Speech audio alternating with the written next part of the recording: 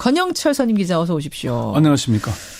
오늘 와이뉴스에서는 어제 우리가 놓치고 갈 뻔했던 뉴스. 박근혜 전 대통령 기소 얘기를 좀 해봐야겠어요. 예, 박 전 대통령이 구속 기소됐죠. 예. 이제는 피고인으로 형사 재판을 받게 됐습니다.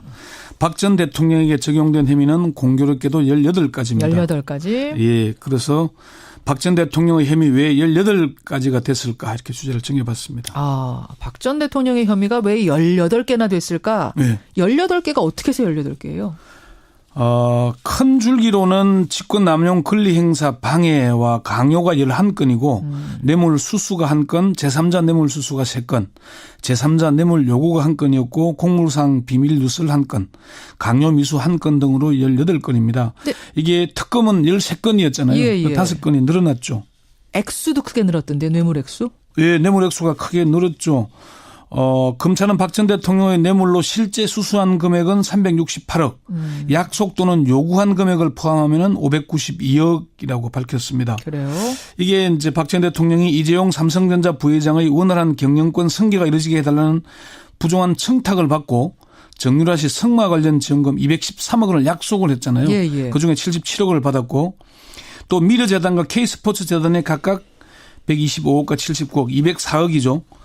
한국 동계 스포츠 영재센터에 16억. 이것도 다들 뇌물로 포함이 됩니다. 그렇게 된 거군요. 여기에 롯데하고 SK. 롯데는 70억을 받았다 돌려줬고 네. SK는 요구만 한 이 금액도 포함이 된 겁니다. 포함을 시킨 거예요. 요구만 해도 포함이 됩니다. 요구만 한 것도 예. 뇌물에 포함이 돼서 500억이 넘게. 600억으로 봐야겠네요. 네. 이 혐의가 겹치는 것도 있던데 이거는 겹치는 것도 분리해서 의도적으로 18개 만든 겁니까? 의도적으로 혐의를 18개로 만들지는 않았을 겁니다. 그렇지만 혐의를 세분해서 늘리다 보니까 18개 혐의로 혐의가 됐을 가능성이 높아 보입니다. 세분해서? 예. 검찰의 발표를 보면은 검찰 자체 인지가 11건이고 예. 박영수 특검으로부터 넘겨받은 혐의가 7가지입니다. 특수수사에 정통한 검찰의 한 중견 간부는 검찰이 더 많은 역할을 했다는 걸 강조하기 위해서 혐의를 세분하다 보니까 아마 18개가 혐의가 됐을 거다 이렇게 얘기를 했습니다. 네, 박근혜 전 대통령이 이상하게 18이라는 숫자하고 인연이 깊어요.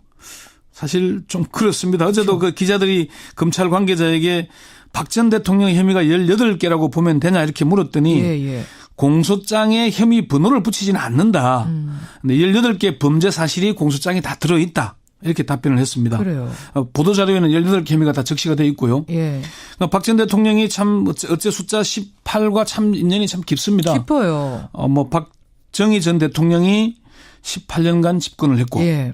그리고 박근혜 전 대통령은 정치를 시작하기 전까지 18년간 은둔 생활을 했죠. 은둔 생활한 것도 18년. 그리고 정치 활동을 한 것도 1998년 시작해서 2016년 탄핵 소추안이 가결됐으니까 그것도 18년. 그리고 공교롭게도 18대 대통령이 당선이 됐고 재판에 회부된 혐의도 18개. 그러니까 이게 검찰에서 일부러 맞춘 거 아니냐는 얘기가 그래서 나오는 거예요. 한간에서는 그렇게 얘기 흘러나오는 겁니다. 맞아요. 하여튼 그건 그렇고 우병우 전 민정수석에 대해서는 왜 이렇게 급하게 기소한 겁니까? 영장이 기각된 지 닷새 만에 기소를 했는데요. 그걸 참 이해하기가 어렵습니다. 검찰의 기소대로라면 법원에서는 무죄가 날 가능성이 높다는 것이 법조계의 대체적인 반응이거든요. 맞습니다. 검찰이 그걸 모를 리가 없는데 박근혜 전 대통령을 구속 기소하는 성과를 거두고도 우병우에 대해서만 유독 관대한지 납득이 잘 되질 않습니다. 검찰이 우 전 수석에 대해 구속영장을 청구했을 때 법원에서는 범죄 성립을 다툴 여지가 있다고 기각을 했죠. 그렇죠. 그 얘기는 결국 무죄 가능성이 높다는 얘기가 재판으로 가도. 그래서 검찰이 보강수사 좀 더 하고 따로 기소할 수도 있지 않겠는가 생각했는데 그런 거 없이 기소했어요. 그러니까 보강수사를 하거나 아니면은 차라리 다음 검찰로 넘기거나 그럴까지 얘기까지 나왔는데 검찰은 무죄가 나더라도 어쩔 수 없다는 태도로 기소를 한 걸로 보입니다. 검찰이 이렇게 봐주기 수사라는 비판을 받는 이유는 검찰의 지금 수뇌부가 우 전 수석의 혐의와 연결되어 있기 때문입니다. 계속 그 얘기가 나오더군요. 예, 예를 들어서 정윤회와 십상시 문건의 부실 수사 문제에 대해서 제대로 수사를 하려면은 김수남 검찰총장이 당시 서울중앙지검장이었습니다. 그렇죠. 검찰이 이 부분을 제대로 수사할 수 있겠습니까? 지금 검찰이. 그리고 특검이 공개한 통화내역 2,000건에는 당시에 정윤회 문건 수사할 때는 포함도 되지 않았습니다. 그렇군요. 네. 근데 검찰에서는 우리는 최선 다했다 계속 항변을 하고 있잖아요. 검찰이 최선을 다했다고 하지 않은 적을 본 적이 있습니까? 그렇지만 검찰이 얼마나 부실하게 수사했는지를 하나만 예를 들어보겠습니다. 예. 서울중앙지검 노승건 1차장 검사는 세월호 참사와 관련된 직권 압력 문제에 대해 우병우 검찰에서 수사 관계자와 법무부 대검 관계자 싹 다 조사했다 이렇게 얘기했습니다. 잠깐만요. 검찰에서 예. 수사 관계자 예, 법무부 대검 관계자 법무부 대검 관계자 다 싹 조사했다. 싹 다 조사했다. 그럼 잘한 거잖아요. 이건 분명한 거짓말입니다. 그렇습니까? 검찰은 법무부가 세월호 수사팀이 해경 1, 2, 3정장에 대해서 업무상 과실치사 혐의 적용 못하게 압력 행사했다는 의혹과 관련해서 핵심 관계자들을 다 조사하지 않은 것으로 제가 확인을 했습니다. 그래요? 예. 노승건 차장의 발표대로라면은 예. 법무부 대검 관계자 싹 다 조사해야 되는데 당시 법무부 과장, 검찰국장, 법무부 장관까지 조사해야 됩니다. 그런데 과장은 뭐 조사했는지 모르겠지만은 당시에 법무부 검찰국장은 서면 조사 받았고요. 예. 당시에 검찰총장을 비롯한 대검 관계자 조사해야 되잖아요. 예. 그런데 뭐 실무 과장만 조사했습니다. 그렇게 된 거군요. 또 광주지검 관계자들도 다 조사해야 되는데 예. 검찰이 이걸 다 하지 않았는데 당시 변찬우 광주지검장은 법무부가 해경 1, 2, 3정장에 대한 업무상 과실치사상 혐의 적용을 막으면서 계속 시간을 끌면서 반대하자 직을 걸고 기소하겠다고 맞서서 결국 밀어붙였거든요. 그런데 노승건 1차장 검사는 청와대의 가이드라인 제시는 있었다는 게 발견되지 않는다. 사건 수사 관련해서 법리적으로 다투고 하는 건 청와대에서 어떻게 할 수 없다. 된다 안 된다 할 때 내용 자세히 모르면은 가이드라인 제기하고 뭘 할 수가 없다면서 우병우와 청와대에 면죄부를 주는 발언까지 했습니다. 그러면서 결론적으로 세월호 수사팀 충분히 수사를 했다고 본다. 예. 기소해서 유죄를 판결받았다고 얘기를 했는데 검찰에 출석해서 조사를 받은 당시 수사팀 관계자는 검찰이 뭘 좀 제대로 할 줄 알았는데 막상 조사를 받아보니 수사 의지가 없었다 이렇게 얘기를 했습니다. 지금은 청취자 문자 들어옵니다. 연미래님 권력 순위 수정해야겠네요. 1위가 우병우, 최순실, 정유라. 이분은 이렇게 순서를 보신답니다. 그래도 잘한 거 하나 꼽자면 박근혜 전 대통령 혐의 밝혀서 기소한 거 이건 잘한 거 아닙니까? 사실 검찰의 1기 특수본에서 제대로 수사를 하지 않았더라면은 특검이 박근혜 대통령 혐의를 밝혀내기도 어려웠을 것이고 맞아요. 삼성 뇌물죄 입증도 어려웠을 것이고 그러면 2기 특수본에서 박근혜 전 대통령을 구속 기소하는 성과를 내기 어렵지 않겠습니까? 그러니까 검찰이 그 부분 박근혜, 최순실, 안종범, 정호성 이 부분에 대한 수사는 철저히 잘했고 잘했어요. 특검이 뭐 블랙리스트 수사를 철저히 했듯이 그 부분 우리가 분명히 평가를 해줘야 되는데 우병우에 대한 수사. 그것 때문에. 예, 이거는 참 의지의 문제. 현 수뇌부가 관련돼 있기 때문에 그런 건지. 어쨌든 이 부분은 검찰이 비판을 받을 수밖에 없는 상황입니다. 마지막 마침표를 왜 이렇게 물음표를 활용 점정을 제대로 해야 완성이 되는데 그걸 못한 겁니다. 안타깝습니다. 여기까지 권영철 선임 기자 수고하셨습니다. 네. 법무부 대검 관계자 다 싹 조사했다. 싹 다 조사했다. 그럼 잘한 거잖아요. 이건 분명한 거짓말입니다. 그렇습니까? 검찰은 법무부가 세월호 수사팀이 해경 1, 2, 3정장에 대해서 업무상 과실치사 혐의 적용 못하게 압력 행사했다는 의혹과 관련해서 핵심 관계자들을 다 조사하지 않은 것으로 제가 확인을 했습니다. 그래요? 예. 노승건 차장의 발표대로라면은 법무부 대검 관계자 싹 다 조사해야 되는데 당시 법무부 과장, 검찰국장, 법무부 장관까지 조사해야 됩니다. 그런데 과장은 뭐 조사했는지 모르겠지만은 당시에 법무부 검찰국장은 서면 조사 받았고요. 예. 당시에 검찰총장을 비롯한 대검 관계자 조사해야 되잖아요. 예. 그런데 뭐 실무 과장만 조사했습니다. 그렇게 된 거군요. 또 광주지검 관계자들도 다 조사해야 되는데 검찰이 이걸 다 하지 않았는데 당시 변찬우 광주지검장은 법무부가 해경 1, 2, 3정장에 대한 업무상 과실치사상 혐의 적용을 막으면서 계속 시간을 끌면서 반대하자 직을 걸고 기소하겠다고 맞서서 결국 밀어붙였거든요. 그런데 노승건 1차장 검사는 청와대의 가이드라인 제시는 있었다는 게 발견되지 않는다. 사건 수사 관련해서 법리적으로 다투고 하는 건 청와대에서 어떻게 할 수 없다.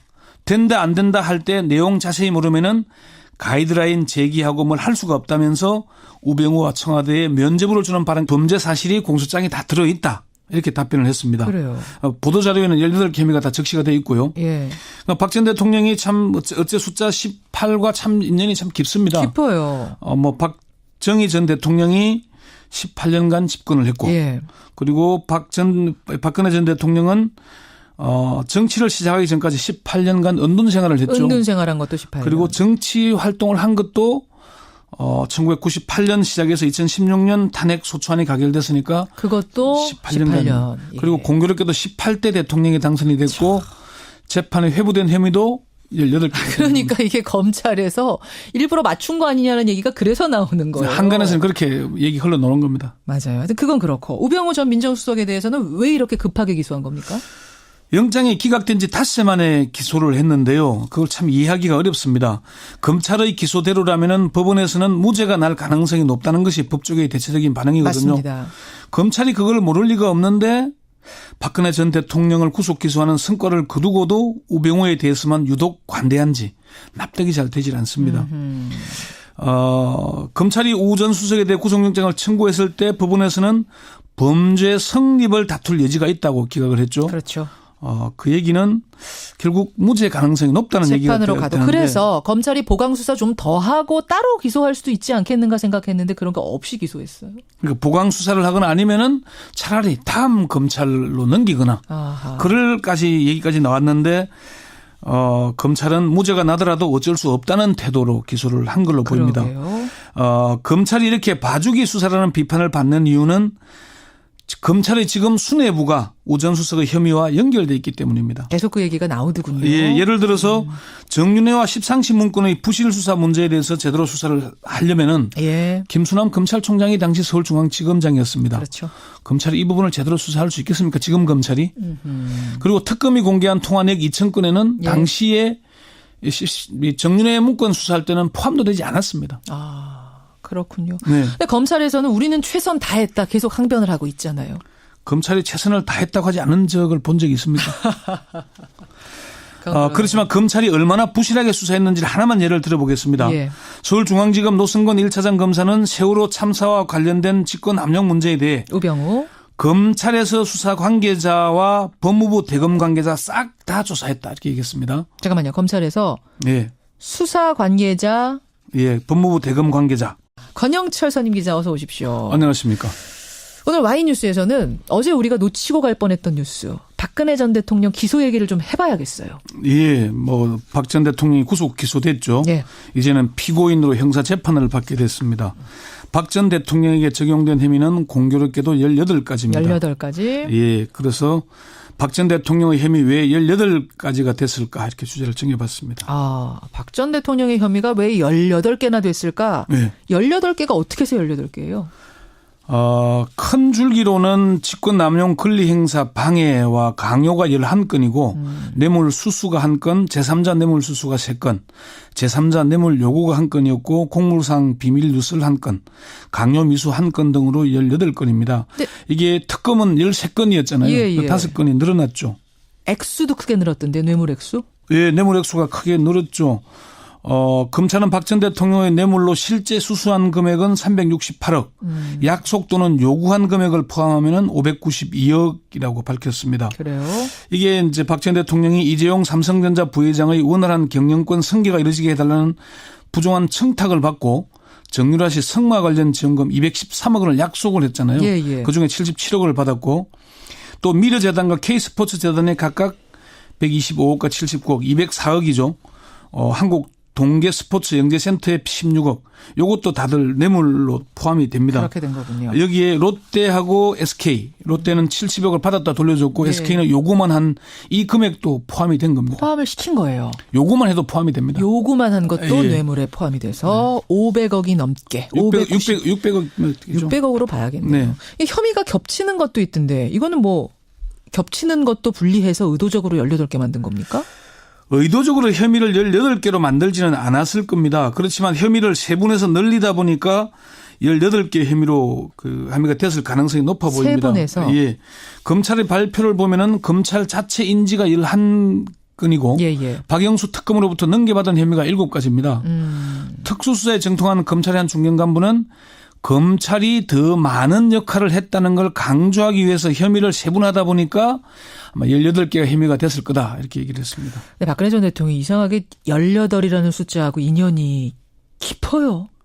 사실 좀 그렇습니다. 어제도 그 기자들이 검찰 관계자에게 박 전 대통령의 혐의가 18개라고 보면 되냐 이렇게 물었더니 공소장에 혐의 번호를 붙이지는 않는다. 근데 18개